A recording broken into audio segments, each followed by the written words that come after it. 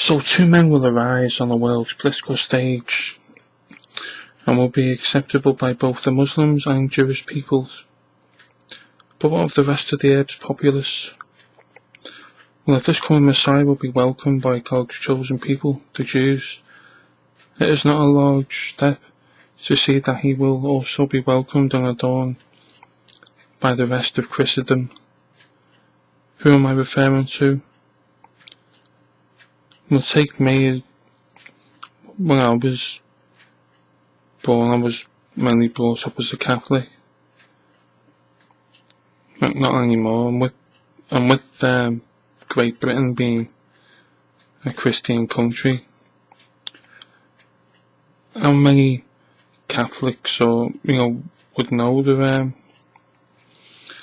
very little of Christ or his true teachings, and also in Ireland, nor anywhere else for that matter?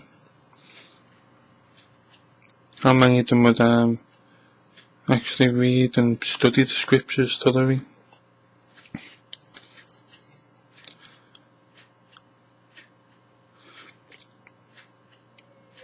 Neither do Irish people know saving grace, the second coming, or who he really is. Proclaiming Catholics in this country and being true Christians is like me saying, I am a motor mechanic, but I don't know how to change the oil in your car. In short, I knew little of Jesus or the word,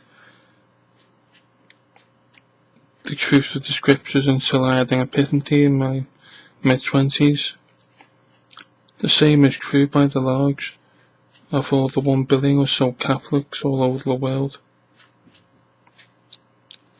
They know a lot about the traditions of the church and various rites and rituals, but teachers but know nothing of the real message of the Lord.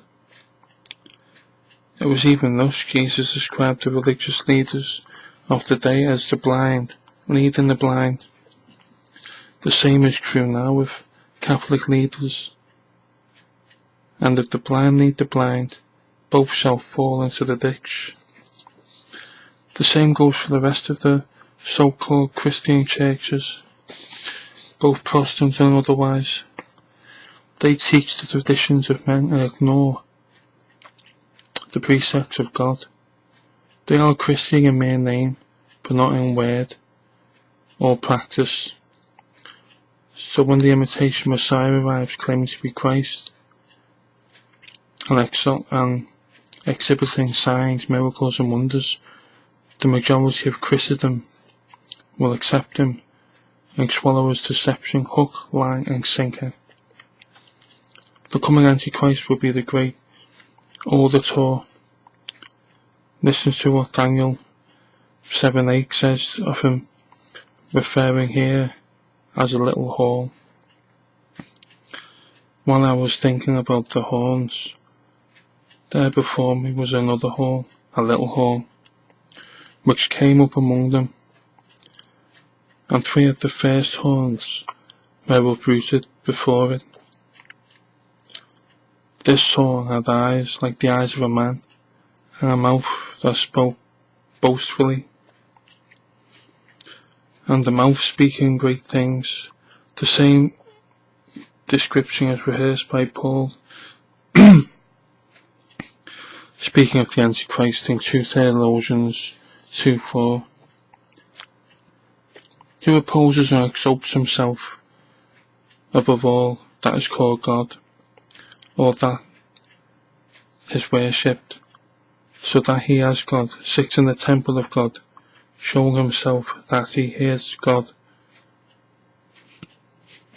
He will be the most powerful and charismatic political leader ever to take office.